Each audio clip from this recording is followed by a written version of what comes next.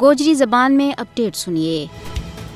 دنیا میں ہر کوئی امن، سکون اور چین نہ پسند کرے۔ کوئی اہل عقل بھی جنگ و جدل، انارکی اور پیڑ نہ پسند نہیں کرتو، لیکن بدقسمتی نال جنوبی ایشیائی خطہ کا ملکانہ ایک ایسا گمانڈی بھارت کا نال واسطو پیو ہے جڑو حوث ملک گیری، اجارہ داری اور تکبر کا ظلم میں مبتلا ہے، جس نے آج تک کسی بھی گمانڈی نہ دلوں تسلیم نہیں کیو، بلکہ انہاں کا اندرونی معاملات میں مداخلت کر کے انہاں نہ غیر مستحکم کرن کی جودیاں میں مصروف ہے۔ جو بھارت کو روکھو اور غیر حقیقت پسندانہ انداز ہے جس نے کشمیر نہ ایک نیوکلیر فلیش پوائنٹ میں بٹا چھوڑے ہوا ہے۔ اس واسطے بنگار کے کیوں جا سکے کہ بھارت کی کہہ مکرنی اور ہر درمی ہی قضیہ کشمیر کا حل میں سب تو بڑی رقابت ہے۔ نہ صرف کشمیر بلکہ مودی حکومت کو عسکری انداز پورا جنوبی ایشیائی خطہ نہ غیر مستحکم کر لیا۔